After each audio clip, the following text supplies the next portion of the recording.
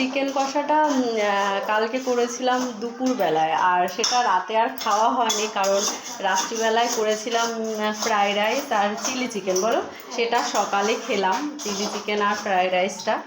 আর রাতে খেলাম, প্লাস সকালবেলায় আবার পরোটা হলো, ঘিয়ে ভাজা পরোটা আর চিলি চিকেন দিয়ে খাওয়া হলো। আর তার সাথে তোমাদের রসগোল্লা ছিল। এই যে বড় বড় রসগোল্লা, দেখো, এটা দেখলে বুঝতে পারবে। এইভাবে দেখায়, কি করব, বার করতে পারছি না, হাতে একটুখানি নোংরা আছে, সেজন্য হাত দিয়ে ধরলাম না। আর তোমরা তো জানো, এক হাতে ক্যামেরা করছি আর এক হাতে দেখাচ্ছি, খুব অসুবিধাও হয়।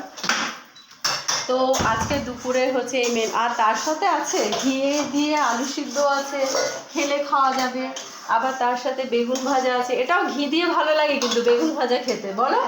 আর লঙ্কা ভেজে নিতে হবে, তাহলে এটা হাসতেই করে কিমে বসিয়ে দিতে হবে, বুঝেছো, গ্যাসে ইয়েটা, চিকেন কষাটা।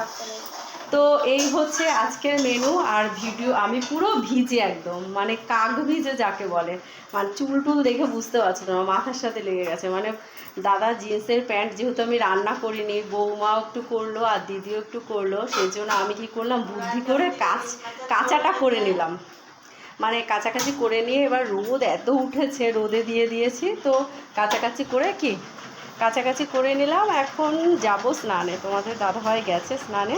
দেখো রোদটা, দেখ সুন্দর, রোদটা দেখে আমি ছাদে গেছি, আমার তো ওয়াও লেগেছে, যাও কেচে দিই তাড়াতাড়ি। আর মেয়েরও জামা কাপড়টা কেচে দিলাম, হচ্ছে